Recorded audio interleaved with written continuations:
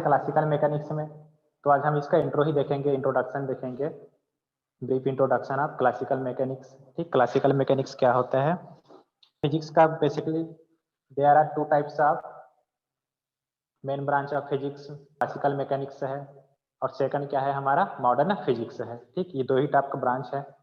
और जो classical mechanics है it is the oldest branch of physics. ठीक, बहुत पुरानी ब्रांच है। प्राचीन काल से लोग जो है वो किसके बारे में स्टडी कर रहे हैं हम लोग? गति, ऑब्जेक्ट के बीच में कैसा इंटरेक्शन हो रहा है। तो क्लासिकल मैकेनिक्स में बेसिकली हम लोग वही स्टडी करेंगे, कोई भी जो ऑब्जेक्ट है वो कैसे मोशन कर रहा है। ठीक, वो मोशन कर रहा है तो उसमें क्या उसका जो फोर्स है, कितना फोर्स लग रहा है, ये सब हम लोग स्टडी करेंगे। टाइम के साथ कैसे उसका वेग में परिवर्तन हो रहा है, उसके बीच में एक्सेलरेशन, वेलोसिटी, इसमें क्या रिलेशन है, ये सब हम इसमें स्टडी करेंगे। बेसिकली कोई भी ऑब्जेक्ट है, ऑब्जेक्ट के मोशन, क्लासिकल मैकेनिक्स में हम लोग कोई भी ऑब्जेक्ट है उसके मोशन के बारे में स्टडी करेंगे। क्लासिकल मैकेनिक्स से इसका हिस्ट्री देख लेते हैं। ठीक है, क्लासिकल मैकेनिक्स में हम लोग ये स्टडी करते हैं कि how object,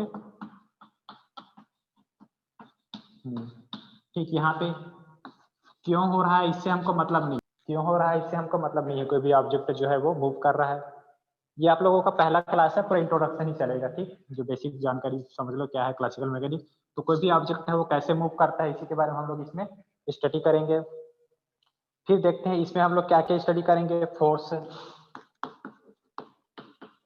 force, mass, acceleration,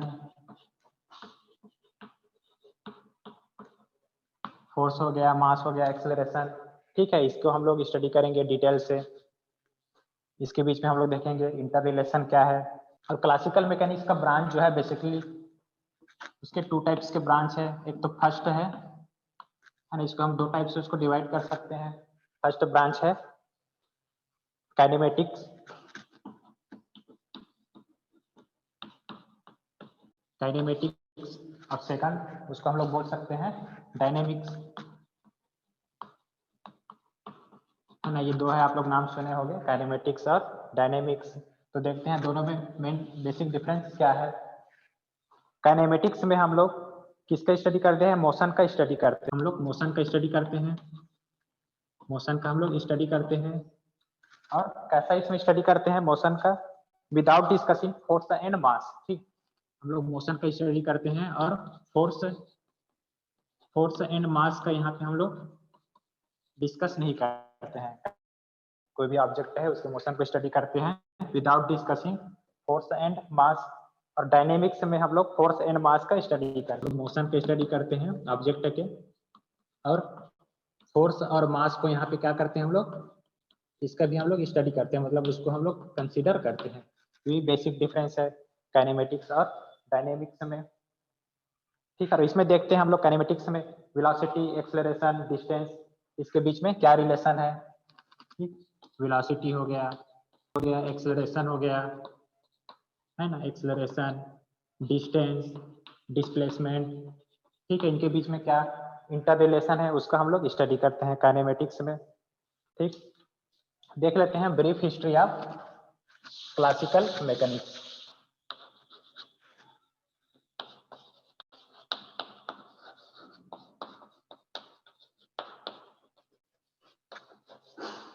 brief history of classical mechanics. ठीक है, कल से आप लोग की जो क्लास है वो यूनिट का जो टॉपिक है वहां से कंटिन्यू स्टार्ट होगा। आज हम इसका देख रहे हैं बस हिस्ट्री, ब्रीफ हिस्ट्री देख लेते हैं क्लासिकल मैकेनिक्स का। तो जो गति है चाहे ले लो, है ना, पृथ्वी में जो ऑब्जेक्ट है या ब्रह्मांड में जितने भी ऑब्जेक्ट ले लो, स्थूल जो ऑब्जेक्ट बोलते हैं, तो उसका गति है जो क्या है वो सदियों से लोगों को परेशान किया है। ठीक, कैसे कोई ऑब्जेक्ट जो है गति करता है, क्यों वो गति कर रहा है, गति कर रहा है तो उसके पीछे कारण क्या है। ठीक, तो सदियों से लोगों को ये क्या है, ये मोशन जो है वो परेशान किया है। तो हमको इसमें मिलता है, स्टार्टिंग में हम लोग देखते हैं प्राचीन समय में, तो एक है ना अरिस्टोटल का। तो अरिस्टोटल थे, इन्होंने फर्स्ट हमको बताया मोशन, अरिस्टोटल थे, इन्होंने फर्स्ट हमको बताया कि मोशन या मूव के लिए कोई ऑब्जेक्ट जो है मोशन या मूव होता है उसका कॉन्सेप्ट किसी ने दिया? अरिस्टोटल ने दिया था सबसे फर्स्ट। ठीक, उन्होंने बताया था कि किसी भी ऑब्जेक्ट के मोशन के लिए या ऑब्जेक्ट को मूव करने के लिए हमको क्या चाहिए? We need some force. ठीक, कुछ हमको फोर्स की आवश्यकता पड़ती है। ये किन्होंने बताया था? अरिस्टोटल ने बताया था। कुछ एक्सटर्नल फोर्स हमको चाहिए रहता है, ठीक। फिर उसके बाद मतलब लगभग 100 साल तक लगभग इसके बारे में फिर बात नहीं हुआ था, मतलब कुछ डेवलप नहीं हुआ था लगभग 100 साल तक अरिस्टोटल के बाद।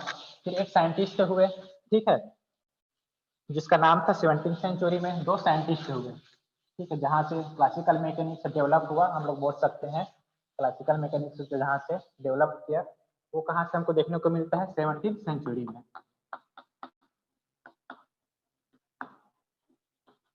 17वीं सेंचुरी में, ठीक, 2 साइंटिस्ट थे, है ना, बहुत फेमस, नाम आप लोगों ने सुना होगा, गैलीलियो, ठीक, गैलीलियो और न्यूटन। ये 2 महान साइंटिस्ट थे। इन्होंने क्लासिकल मैकेनिक्स को आगे बढ़ाया और बहुत सारे इन्होंने लॉ दिए, ठीक। तो गैलीलियो ने क्या बताया? इन्होंने फर्स्ट कॉन्सेप्ट दिया, किसका कॉन्सेप्ट दिया? इनर्शिया का, ठीक। इनर्शिया का कॉन्सेप्ट किसके द्वारा दिया गया है? फर्स्ट टाइम गैलीलियो के द्वारा, ठीक है। इन्होंने क्या किया? कुछ रूल्स दिए, ठीक। मोशन जो होगा वो सब वो लोग कौन सा रूल्स, इस रूल्स पे मोशन कोई होगा तो उसका उन्होंने क्या दिया था? रूल्स दिया था। इन्होंने गैलीलियो, इन्होंने इनर्शिया का कॉन्सेप्ट दिया था। फिर उसी को बाद में न्यूटन जो साइंटिस्ट थे, उन्होंने जो रूल्स जो दिया था, गैलीलियो का जो रूल्स दिया था, उसी पे उन्होंने क्या किया? कुछ सिंपली स्टडी किया, उसमें कुछ करेक्शन किया, सिंप्लीफाई किया, और उसी को हम लोग आगे चल के क्या बोलते हैं? लॉ का नाम दिया, ठीक। इसी रूल्स को आगे एक लॉ का नाम दिया, जिसको हम लोग क्या बोलते हैं? न्यूटन्स लॉ, ठीक। ये जो न्यूटन्स लॉ है, इसको हम लोग क्या बोलते हैं? क्लासिकल मैकेनिक्स की रीढ़ की हड्डी बोलते हैं, ठीक। तो जितना भी हम लोग भी ऑब्जेक्ट का मोशन हो गया, वो केवल न्यूटन ने जो 3 जो लॉ दिए थे, है ना, न्यूटन का जो 3 नियम था, उसी पे बेस्ड है, ठीक। ये इसकी बहुत मतलब ब्यूटीफुल है। इसका खूबसूरती ये है कि कुछ भी आप लोग ऑब्जेक्ट ले लो, उसका मोशन ले लो, है ना, चाहे ब्रह्मांड में ले लो, चाहे पृथ्वी में, कुछ भी ऑब्जेक्ट ले लो, केवल 3 जो मुट्ठी भर लॉ है न्यूटन का, वो पूरी उसकी गति को समझाने में वो क्या है? वो सक्षम है, ठीक। तो इसलिए जो न्यूटन को बोलते हैं ना, न्यूटन जो क्लासिकल मैकेनिक्स का फादर किसको कहा जाता है? हम इसमें हम लोग न्यूटन को बोलते हैं। जो न्यूटन लॉ है, वो 3 लॉ जो है उसको क्या बोलते हैं? रीढ़ की हड्डी बोलते हैं, ठीक। न्यूटन ने अपने बुक लिखा था मैथमेटिका ऑफ प्रिंसिपिया, आप लोग नाम सुना होगा। इनके द्वारा जो बुक लिखा गया था मैथमेटिका ऑफ प्रिंसिपिया, तो उन्होंने क्लासिकल मैकेनिक्स से ये सब मोशन को अच्छे से डील उसमें किया हुआ क्या है। न्यूटन लॉ में कुछ लिमिटेशन है या क्लासिकल मैकेनिक्स में कुछ लिमिटेशन है, ठीक है, जहाँ पे जाके क्लासिकल मैकेनिक्स फेल हो जाती है। तो क्लासिकल मैकेनिक्स का हम लोग कुछ लिमिटेशन देख रहे हैं।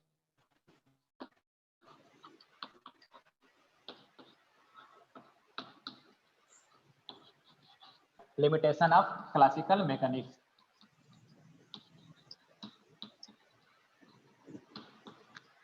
ठीक, देखते हैं क्लासिकल मैकेनिक्स का लिमिटेशन है। पहला लिमिटेशन क्या है? पहला लिमिटेशन है इसका माइक्रो पार्टिकल, ठीक है। माइक्रो पार्टिकल के मोशन को एक्सप्लेन करने में ये क्या था? सक्षम नहीं। माइक्रो पार्टिकल्स हो गया, ठीक है, जैसे सब एटॉमिक पार्टिकल हो गया, सब एटॉमिक पार्टिकल्स, ठीक, इलेक्ट्रॉन ले लो, है ना, फोटॉन, इलेक्ट्रॉन, फोटॉन, इसका क्या है? इसके हमको डिस्क्राइब करने में क्लासिकल मैकेनिक्स वहां पे फेल हो गया कि क्लासिकल मैकेनिक्स लिमिटेशन है, ये केवल स्थूल पिंड के लिए है, मतलब जो है ना, माइक्रो पार्टिकल सूक्ष्म पिंड के लिए नहीं है, स्थूल पिंड के लिए, जिसको हम लोग हमारे जो नगण्य आंख से हम लोग जिसको देख सकते हैं, है ना, उसको क्या बोलते हैं हम लोग? स्थूल पिंड बोलते हैं।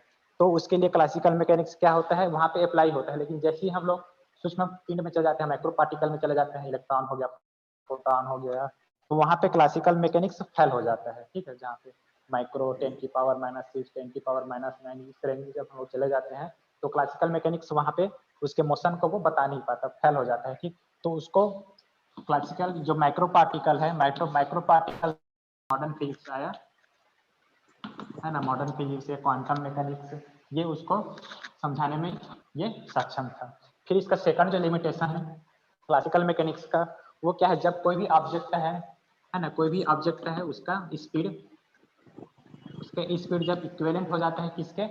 सी के। सी मतलब सी क्या है? ये यहाँ पे स्पीड ऑफ लाइट, है ना, इसका क्या है? 3 × 10⁸ मीटर पर सेकंड। मतलब जब कोई ऑब्जेक्ट जो है प्रकाश के चाल से चलने लगता है तो वहां पे क्लासिकल मैकेनिक्स फेल हो जाता है। और वहां पे तब कॉन्सेप्ट किसका आता है, थ्योरी ऑफ रिलेटिविटी का। तो वहां पे हम लोग फिर किसका स्टडी करते हैं, ये रिलेटिविटी का कॉन्सेप्ट वहां पे आता है। यहाँ पे क्लासिकल मैकेनिक्स फेल हो जाता है। तो बेसिकली ये दो जगह है जहाँ पे क्लासिकल मैकेनिक्स आके फेल हो जाता है। पहला माइक्रो पार्टिकल्स के लिए, और दूसरा जो है जब उसका ऑब्जेक्ट का स्पीड क्या है, जब वो इक्विवेलेंट हो जाता है, मतलब लाइट ऑफ स्पीड के जब इक्विवेलेंट हो जाता है, या तो जैसे है ना 0.4c 0.5c 0.8c, ऐसे प्रकाश के चाल के जब वो इक्विवेलेंट हो जाता है वहां पे क्लासिकल मैकेनिक्स फेल हो जाता है। ठीक, तो ये इसका लिमिटेशन है क्लासिकल मैकेनिक्स का। लॉ है क्लासिकल मैकेनिक्स का यूनिवर्सल लॉ, वो क्या है, वो सभी जगह वो ट्रूथ रहता है। ठीक, तो हम लोग क्या बोलते हैं, यूनिवर्सल। ठीक है, universal law of classical mechanics क्या है, वो सभी जगह ट्रूथ रहता है, जिसको बोलते हैं यूनिवर्सल लॉ। जैसे हो गया लॉ ऑफ कंजर्वेशन, ये आप लोगों का, ये जो मैं बता रहा हूँ ये आप लोगों का पहले यूनिट का टॉपिक है, लॉ ऑफ कंजर्वेशन। यहाँ से आप लोगों का पहला यूनिट स्टार्ट होता है ना। कंजर्वेशन है तो इसमें पढ़ेंगे law of conservation, energy conservation. ये क्या है, ये यूनिवर्सल है, मतलब चाहे आप माइक्रो पार्टिकल के लिए देखो या तो मैक्रो पार्टिकल के लिए देखो, या तो आप चाहे इसका स्पीड जो है प्रकाश की स्पीड से कम हो या प्रकाश की स्पीड के तुलनीय हो, तो दोनों के केस में ये क्या होगा, वहां पे फॉलो होगा। ठीक है, law of conservation, energy conservation हो गया। ठीक, लीनियर मोमेंटम हो गया, एंगुलर मोमेंटम हो गया, एंगुलर मोमेंटम है ना, ये conservation of linear momentum, conservation of angular momentum, ये सब क्या है, यूनिवर्सल लॉ है, ये सब जगह वैलिड रहता है। ठीक,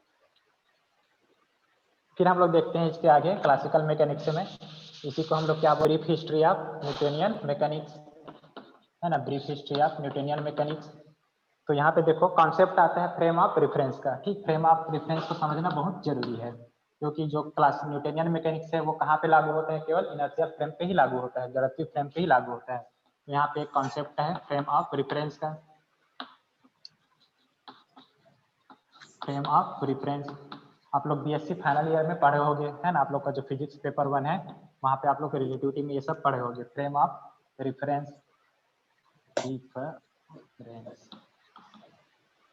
तो देखो फ्रेम ऑफ रेफरेंस क्या होता है।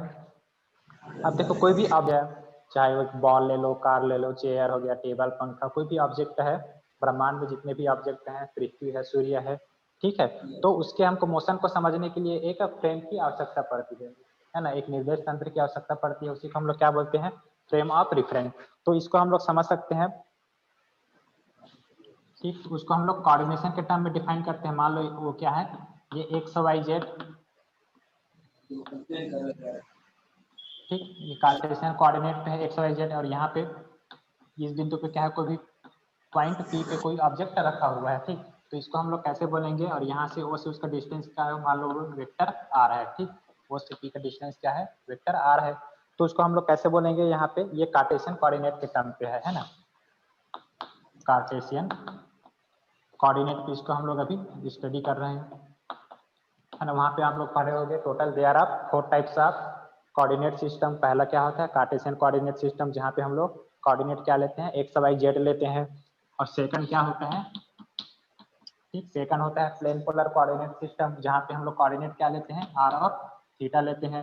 फिर आ जाता है आपका स्फेरिकल कोऑर्डिनेट सिस्टम, और एक चौथा होता है सिलेंड्रिकल कोऑर्डिनेट सिस्टम, है ना। तो total there are 4 types of coordinate system. तो उसमें से सिंपलेस्ट जो सिस्टम है वो कौन सा है, कार्टेशियन कोऑर्डिनेट सिस्टम। अब यहाँ पे ऑब्जेक्ट है, ठीक, स्पेस पे कोई ऑब्जेक्ट रखा हुआ है, ये पॉइंट पी पे, तो अब पी को हमको बताना है कि वो ओरिजिन से, ठीक है, ओरिजिन कहाँ पे होता है, जहाँ पे तीनों कोऑर्डिनेट जो है वो मिलता है, उसको हम लोग क्या बोलते हैं, ओरिजिन बोलते हैं। और यहाँ पे तीनों जो है कोऑर्डिनेट एक्सिस है, मतलब एक्स वाई जेड एक्सिस तीनों क्या रहता है, एक दूसरे के परपेंडिकुलर रहता है। ठीक, यदि एक्स है और ये वाई है, ठीक है, तो ये जेड क्या है, इसके परपेंडिकुलर है, मतलब ये बोर्ड के ऐसे बाहर में है। तीनों के बीच में कितने अंतर डिग्री बनता है, 90 डिग्री बनता है। ठीक है, ये सब आप लोग स्टडी कर चुके होंगे।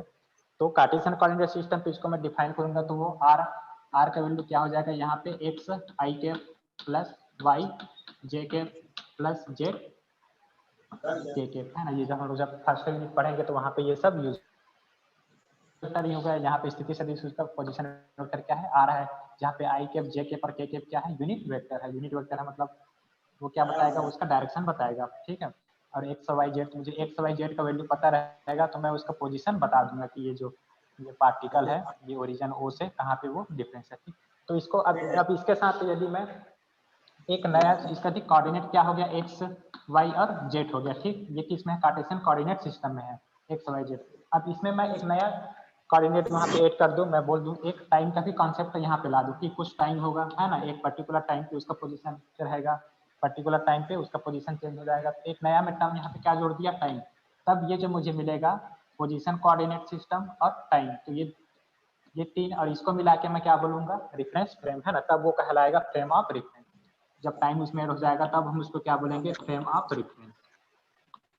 तो यहाँ पे फ्रेम ऑफ रेफरेंस का कॉन्सेप्ट आता है, फ्रेम ऑफ रेफरेंस का कॉन्सेप्ट है। अब देखो वहाँ पे टोटल कितने टाइप का फ्रेम ऑफ रेफरेंस है, दो टाइप का होता है फ्रेम ऑफ रेफरेंस। पहला है inertial frame of reference, inertial frame of reference, और दूसरा क्या है, non inertial frame of reference,